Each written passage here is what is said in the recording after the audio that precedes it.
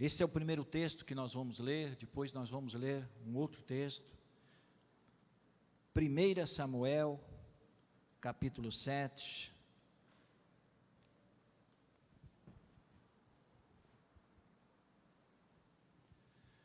Confesso para os irmãos que não era essa a mensagem que eu ia trazer.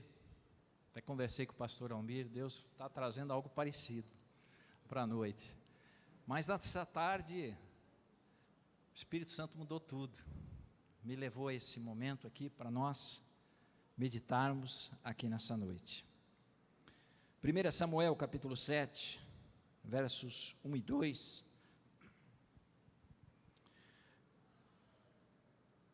Então vieram os homens de Quiriate Jearim e levaram a arca do Senhor à casa de Abinadab, no outeiro, e consagraram a Eleazar, seu filho, para que guardasse a arca do Senhor.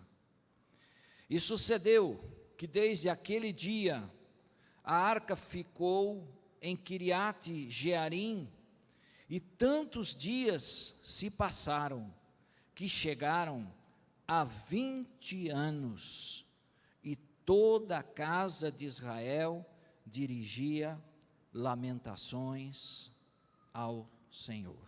Amém? Vamos agora, 2 Samuel capítulo 6, deixa marcado aí na tua Bíblia, esse primeiro texto. 2 Samuel capítulo 6, verso 10.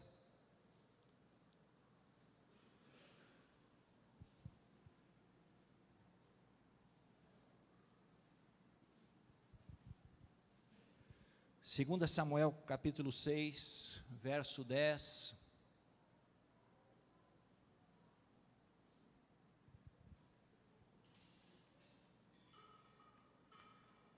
Não quis Davi retirar-se para junto de si a arca do Senhor, para a cidade de Davi, mas a fez levar à casa de Obed-edom, o geteu.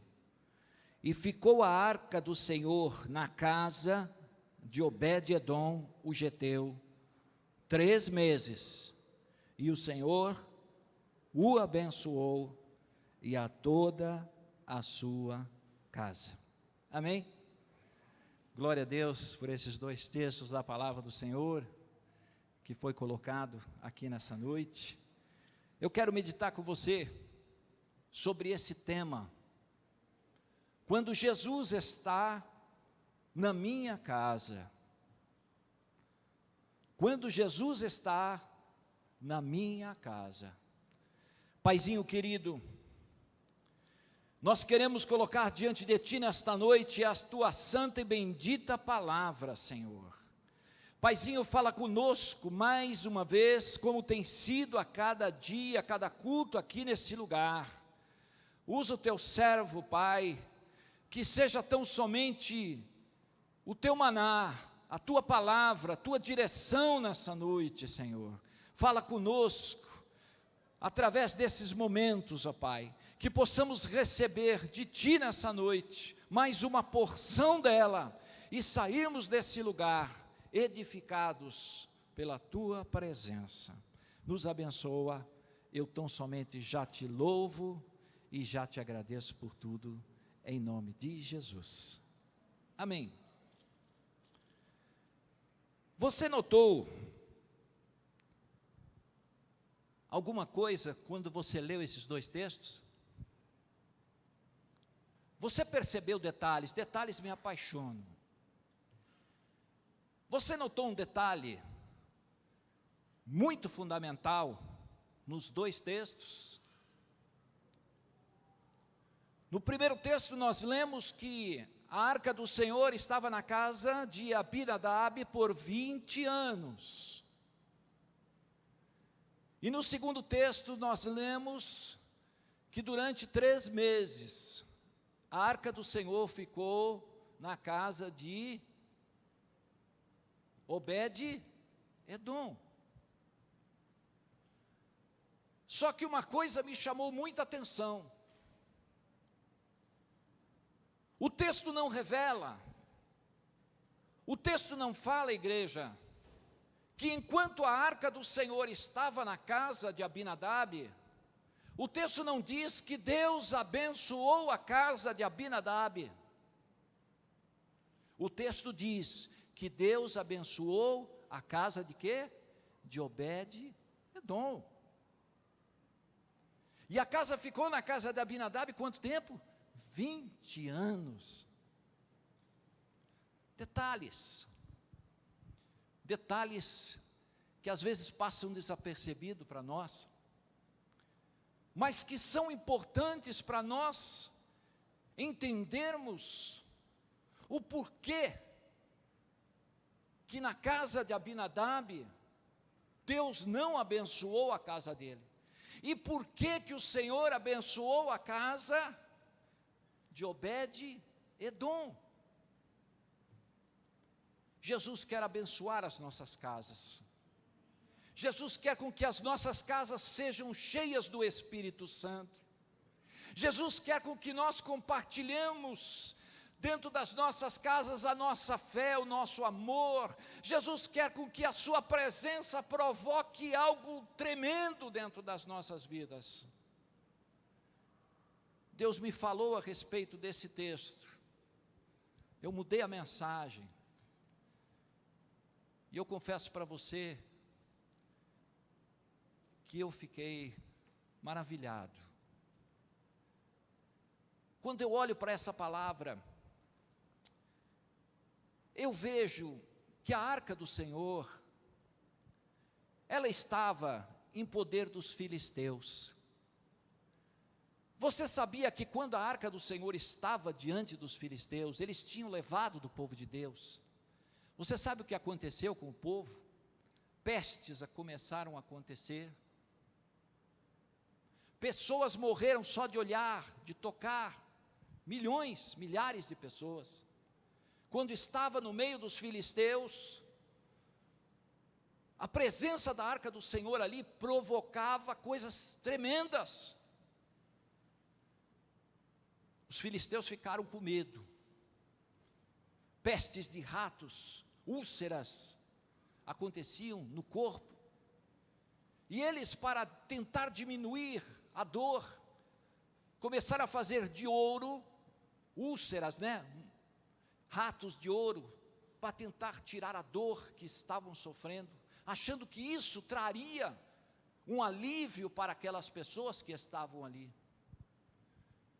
Mas eles começaram a ver que nada aconteceria. Trouxeram de volta, levaram a casa de Abinadab. A arca ficou 20 anos naquele lugar. Mas posteriormente, nós vemos que Davi recebe do Senhor uma instrução. Ele consulta a Deus pedindo: Senhor, nós podemos ir à batalha contra os filisteus? Ele recebe aquela menção, ele fala com o Senhor diz: olha, você vai, Davi. E Deus dá a vitória àquele servo do Senhor, naquele tempo.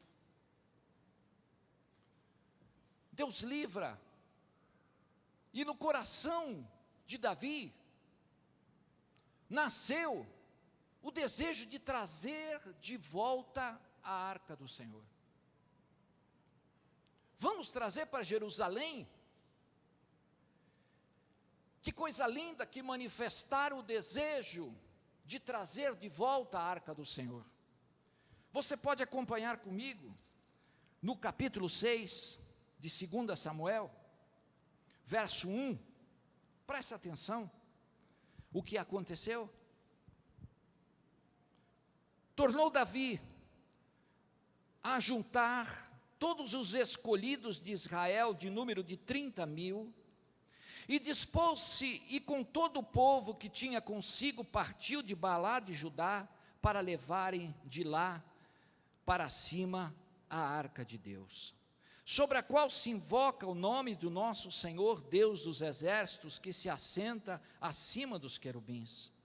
E puseram a arca de Deus num carro novo, e a levaram à casa de Abinadab, o que estava no outeiro. Eusá e Aiô, filhos de Abinadab, guiavam o carro novo.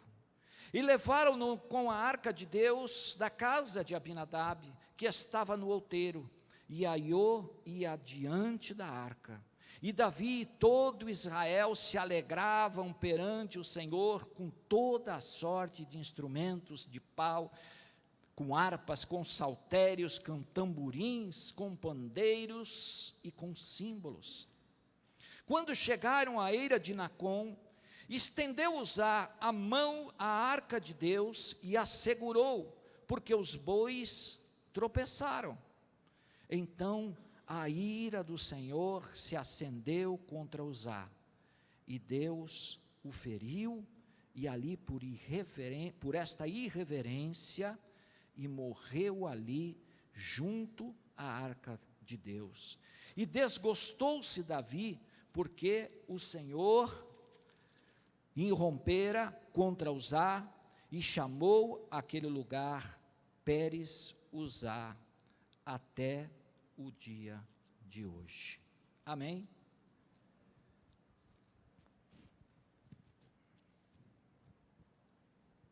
Irmãos, você ouviu o relato da palavra de Deus aqui nessa noite? Davi conclamou a todo Israel para ir buscar a arca do Senhor. A arca do Senhor naquele tempo era símbolo da presença de Deus no meio do povo. Davi tinha boas intenções. Estavam sentindo saudades ali da arca do Senhor em Jerusalém. E diz a palavra do Senhor que aquele dia era dia de festa. Tamborins, saltérios, adoração, alegria. A arca está voltando. A arca de Deus está vindo para Jerusalém. Todo mundo contente. Mas de repente, os bois tropeçam. A arca começa a cair. E Uzá foi segurar a arca para ela não cair. E diz a palavra do Senhor que Deus matou Uzá naquele momento.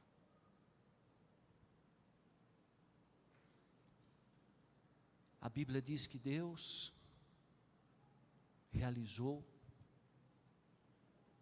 algo para o povo entender naquele tempo. Davi desgostou-se. Como é que eu vou trazer a arca do Senhor? Sabe, irmãos, tem algumas lições que nós precisamos aprender, que passam desapercebidas ao nosso coração. Às vezes nós queremos fazer coisas boas, queremos fazer coisas agradáveis, coisas sinceras, honestas, coisas certas. E muitas vezes nós não vamos colher os frutos de uma vitória por aquilo que nós estamos fazendo. Por quê? O problema aqui, irmãos, é que Deus já tinha dito, e você vai ver isso no livro de Êxodo, capítulo 25, você pode ler lá em casa, que Deus tinha instituído que a glória do Senhor, o Shekinah de Deus, a presença do Senhor, não poderia ser levada de qualquer jeito. Deus tinha instituído no passado que a arca do Senhor, ela deveria ser levada com varais de madeira revestidos de ouro. E a arca do Senhor, ela tinha argolas nas pontas, e você deveria colocar aquelas varas, e a arca do Senhor deveria ser levada nos ombros, na frente e atrás. Pastor, eu sei que muitos me perguntam, e algumas pessoas já até perguntaram, mas por que Deus fez isso? O homem tinha boas intenções, o homem queria o bem. O problema, irmãos, é que existem alguns princípios que Deus não vai abrir mão da sua vida. Deus não vai abrir mão da sua vida, da minha vida, princípios, leis espirituais que foram colocadas diante de nós. Não existe jeitinho brasileiro, não existe jeitinho de qualquer jeito. O problema é que se a gente não levar a presença do Senhor do jeito que tem que ser, nós vamos ter problemas na nossa vida espiritual. Nós vamos ter dificuldades, nós vamos sofrer alguns fracassos, e muitas perguntas vão estar, mas eu fiz o que é certo, eu procurei fazer o que é certo, eu procurei seguir, não estou pecando, não estou errando. Deus institui princípios, mandamentos, e às vezes a gente quer fazer a obra do Senhor de qualquer jeito. A palavra do Senhor nos diz: maldito aquele que faz a obra do Senhor relaxadamente.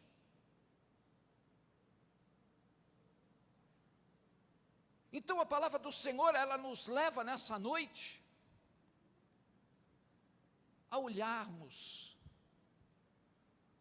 Por que muitas vezes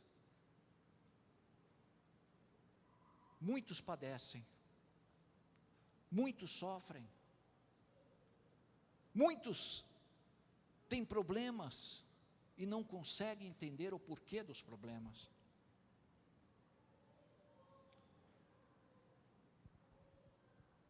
Israel tinha boas intenções.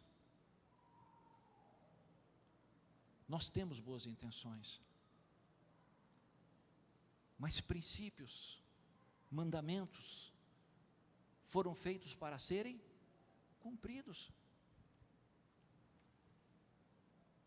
Mas pastor, mas não tem problema, é só um jeitinho aqui, eu só vou fazer uma voltinha aqui, ó.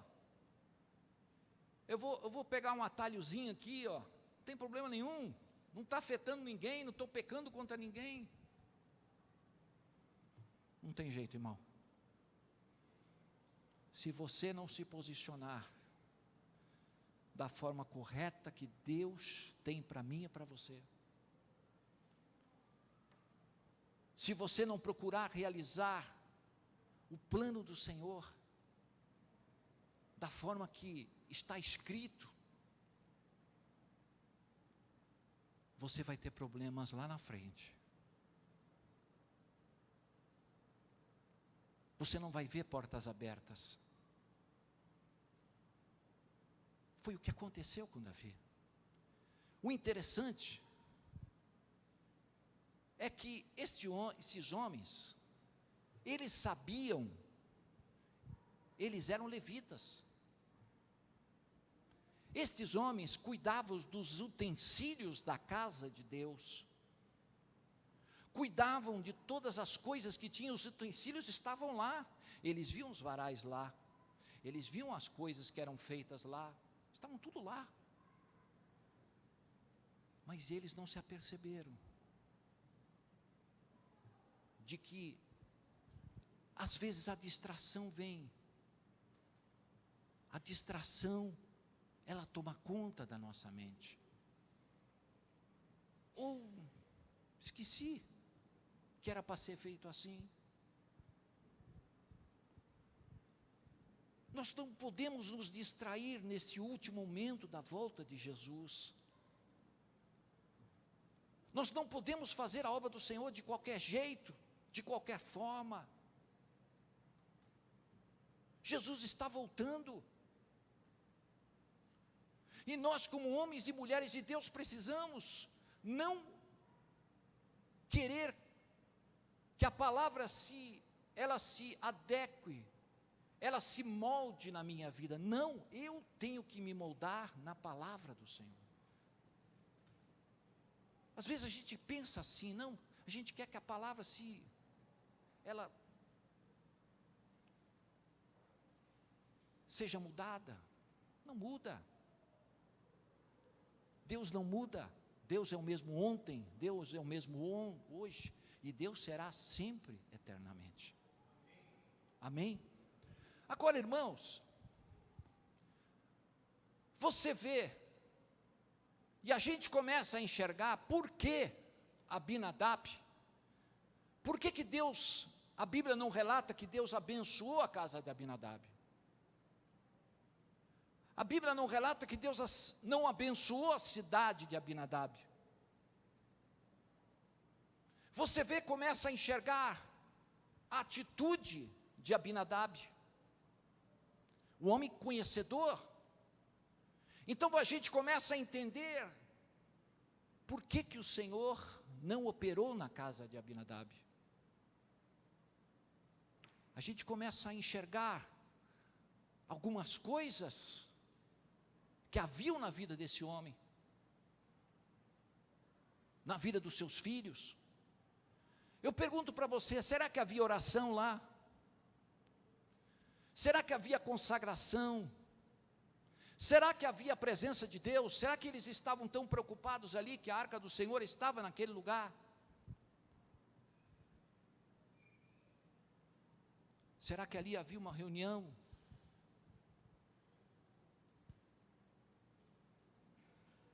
Uma coisa eu sei,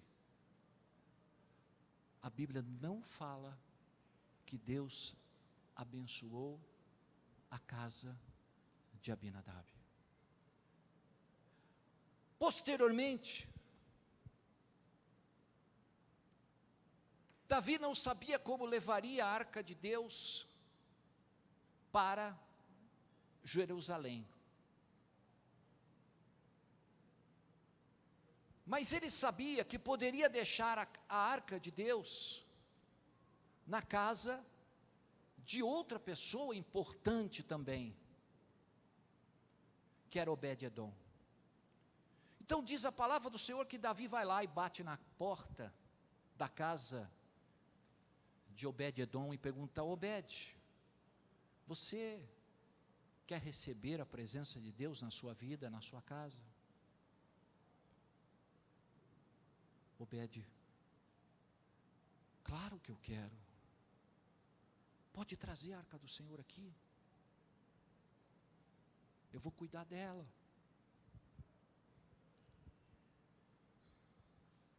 Eu vou tomar conta dela. E diz a palavra do Senhor que ela ficou somente 3 meses. Mas foram suficientes para nos dizer que nesses 3 meses, houve uma transformação, houve vitórias, houve bênçãos na vida de Obed-edom. A presença de Deus na nossa casa, ela provoca isso, irmãos. Ela provoca mudanças, ela provoca transformação, ela provoca cura, ela provoca milagres. A presença de Deus traz coisas novas para nós, ela faz coisas extraordinárias na nossa vida, porque o Senhor é um Deus extraordinário, um Deus de milagres, um Deus que opera, um Deus que realiza, porque Ele nos ama de uma forma maravilhosa. Aleluia.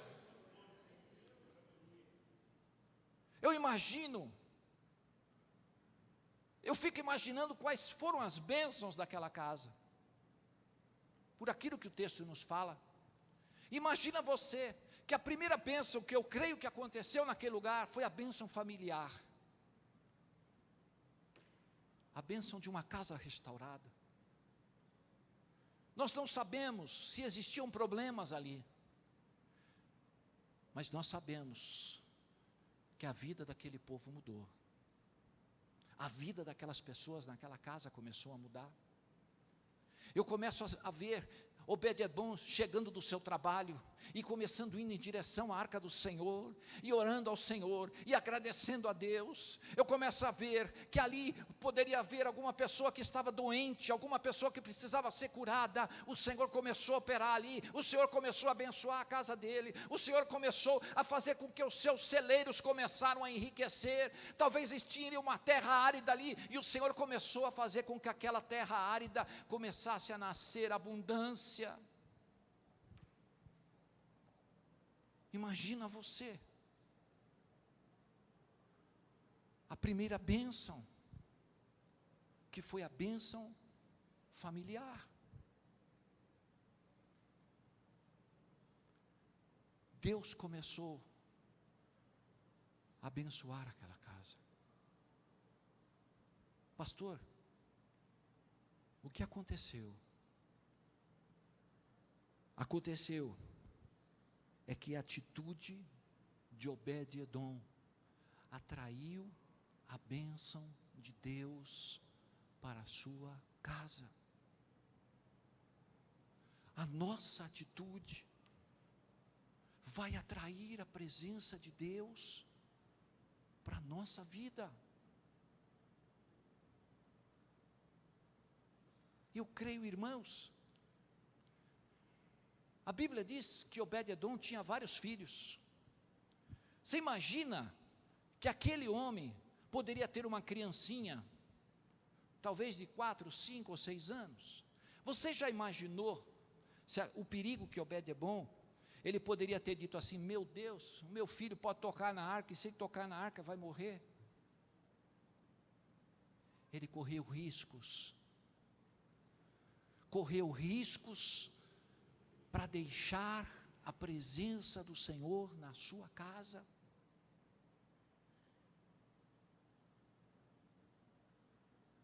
Imagina você, a comunhão da casa mudou, a comunhão da família já não era mais a mesma, a alegria da casa foi transformada. A primeira bênção que aconteceu foi a bênção familiar.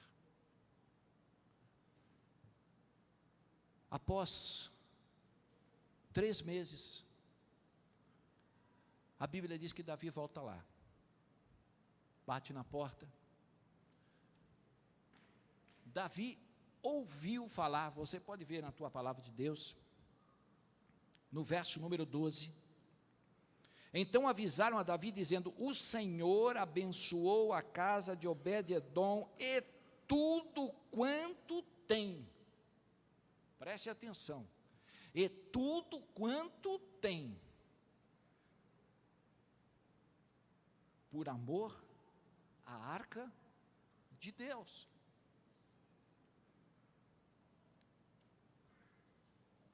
Três meses depois, bate Davi lá de novo. Estou vindo buscar a arca, ouvi dizer que você está sendo muito abençoado, eu vou levar lá para Jerusalém, que eu quero essa bênção comigo. Eu quero essa bênção comigo. Muito bem. Após a saída da arca, a segunda bênção que eu vejo aqui nesse texto, acompanha comigo, abre comigo, vamos comigo,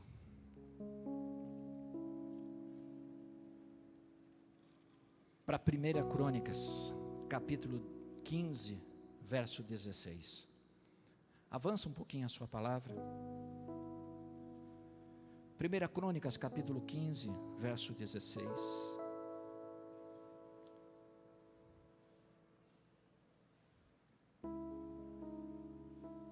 1 Crônicas, capítulo 15, verso 16, diz assim: disse Davi aos chefes dos levitas que constituíssem aos seus irmãos os cantores, para que com instrumentos, músicas, alaúdes e harpas e símbolos se fizessem ouvir e levantassem a voz com alegria. Designaram, pois, os levitas Emã, filho de Joel, e dos irmãos dele, Asaf, filho de Berequias, e dos filhos de Merari, irmãos dele, Etá, filho de Cusaías, e com ele seus irmãos da segunda ordem, Zacarias, Benê, Jaziel, Semiramote, Jeiel, Uni, Eliabe, Benaia, Maazéias, Matitias, Elifeleu e Miqunéias, e os porteiros, Obed-edom e Jehiel. Olha aqui a segunda bênção. Quando Davi bateu ali e falou: eu vou ter que levar a arca, a partir daquele momento, no coração de Obed-edom bateu assim: eu não posso viver mais sem ela.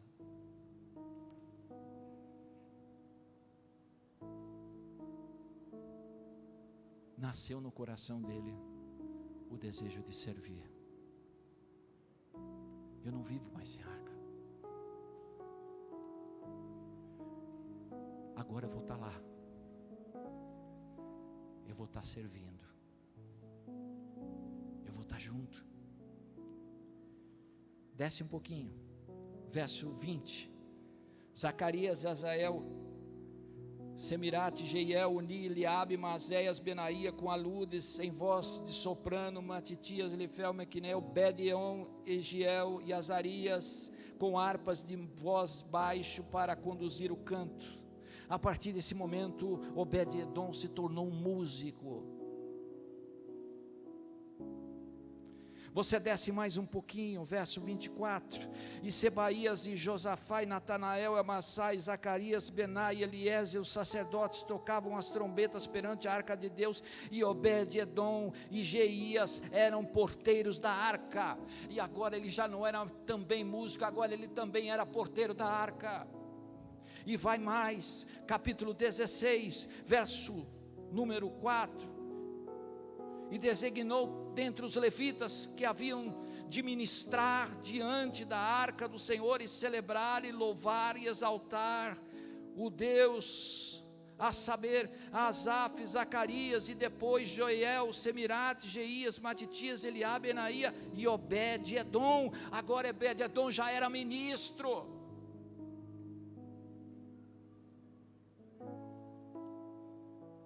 Nasceu no coração dele: eu não posso viver sem arca. Eu não posso viver sem a presença de Deus. Eu não posso viver mais longe dessa glória, desse Shekinah de Deus, desse poder do Senhor, desta unção de Deus. Eu não posso mais ficar na minha casa, porque o que Deus fez aqui, Ele transformou a minha família, Ele transformou os meus valores, Ele transformou tudo que eu tinha, Ele abundou a minha casa de coisas que eu não tinha, Ele abasteceu os celeiros da minha casa, Ele me mostrou o caminho para ser vitorioso. Ele me mostrou que a sua presença faz, realiza, transforma, muda e me traz muitas vitórias ao meu coração. Aleluia, aleluia, glória a Deus.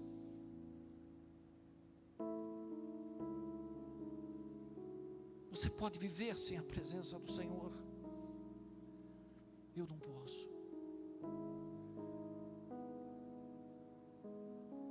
Quando Jesus veio à minha casa, Ele me transformou. Quando Jesus foi à tua casa, Ele te transformou. Ele te fez uma nova criatura. Ele fez algo novo na tua vida. Ele te construiu um futuro na qual você pode ter a certeza de que Ele não vai te abandonar pelo caminho. Eu posso confiar na presença desse Deus. Pode ter barreiras, pode ter lutas, pode acontecer o que quiser, mas a minha vida está na presença do Senhor.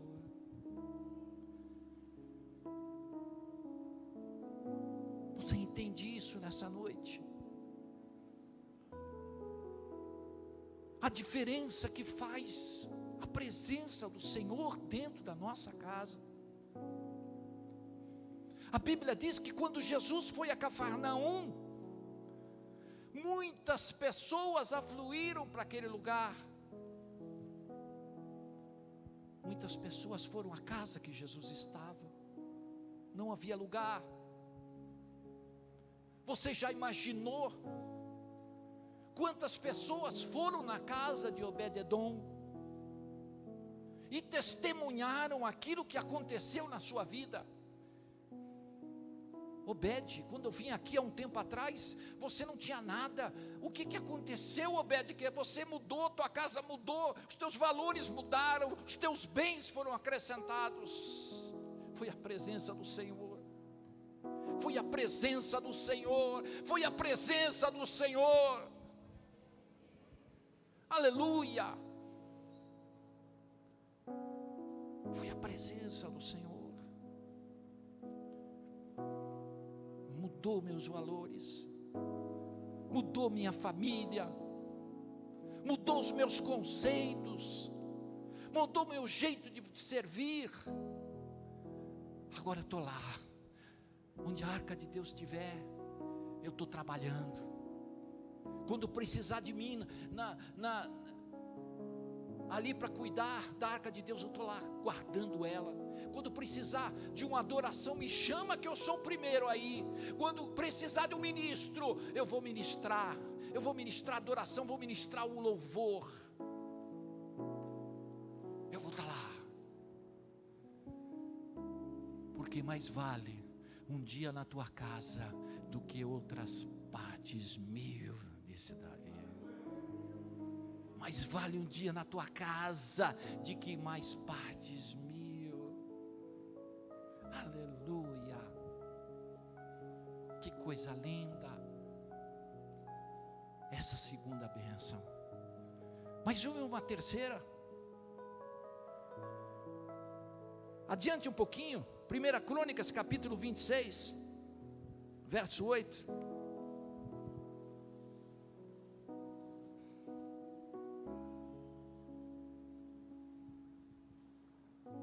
1 Crônicas capítulo 26, verso 8.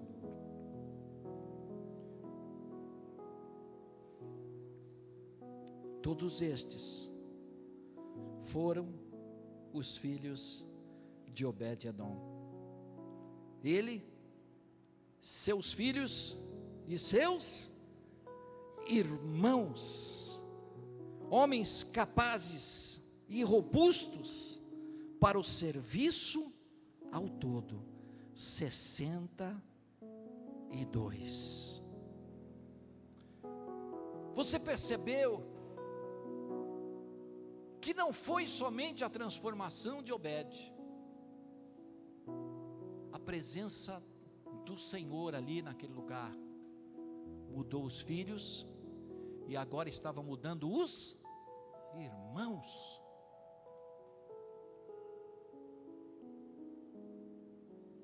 Os irmãos se achegaram, os irmãos viram o testemunho, os irmãos viram que Deus tinha realizado, e agora estavam juntos. Vamos junto, estamos juntos, vamos fazer a obra do Senhor,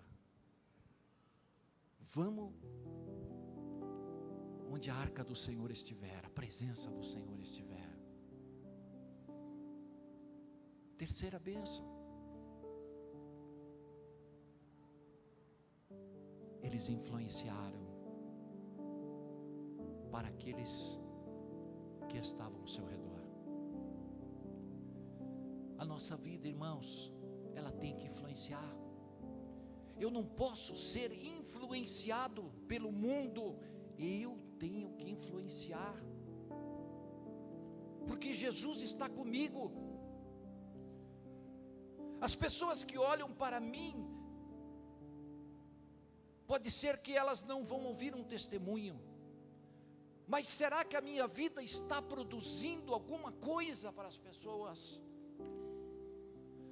Será que a minha atitude está produzindo alguma coisa para aqueles que estão me vendo? Deus nos chamou para sermos testemunhas desse mundo.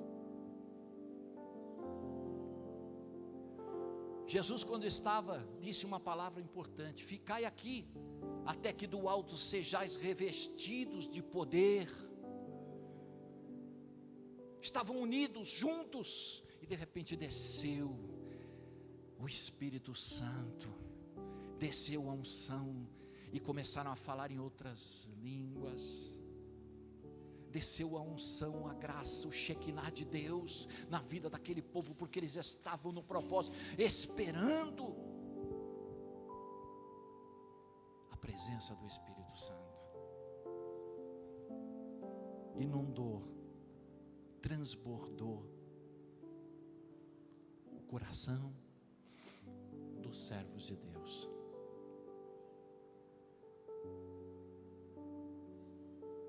Eu não posso viver nesse mundo, igreja, e ser mais um.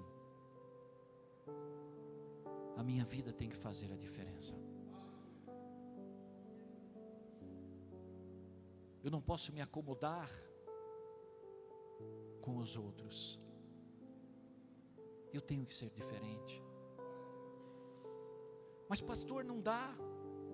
Se eu for diferente, eles vão me mandar embora lá da empresa. Que mande. Você quer ir para o céu? Você quer se encontrar com Jesus? Jesus está voltando. A peneira está passando, ó. Só vai ficar quem tiver cheio do Espírito Santo. Quem estiver na graça do Senhor, quem estiver diante da presença desse Deus, que reconhece que na sua vida, se alguma coisa boa está acontecendo, é porque as mãos do Senhor estão sobre você, porque as mãos do Senhor e continuam operando.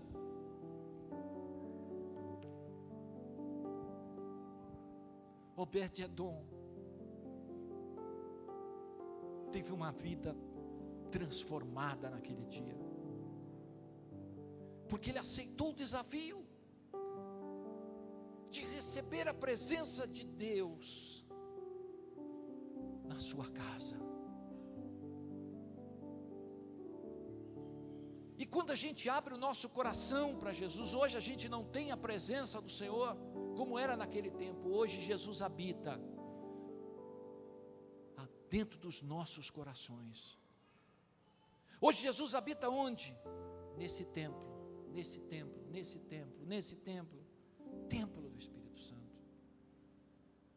Jesus habita na nossa vida, nesta casa espiritual.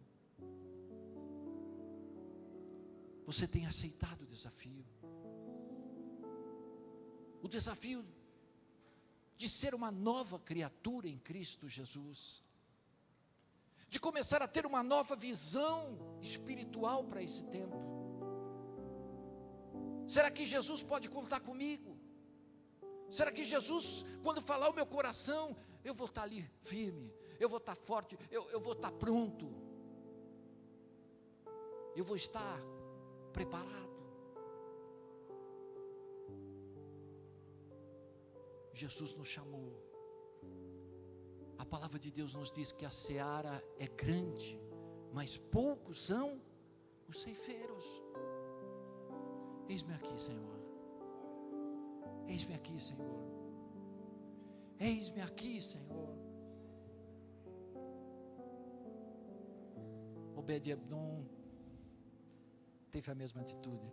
Traz para cá. Eu assumo. Eu quero. Eu desejo mais de Deus na minha vida. Você deseja mais de Deus na sua vida? Amém. Você deseja mais de Deus na sua vida? Aleluia. Glória a Deus. Grupo de louvor, suba aqui. Grupo de louvor. Deus tem mais para dar para você. Deus tem mais para dar para mim. Deus tem mais para fazer na minha casa. Deus tem mais para transformar a minha casa. Deus tem mais para fazer na minha vida, na minha casa. Jesus está lá. Deixa Deus trabalhar. Deixa o Senhor fazer o desejo dele, não o teu. E você vai ver coisas maravilhosas e lindas dentro da sua vida. Amém? Que Deus te abençoe nessa noite. Eu quero orar com você.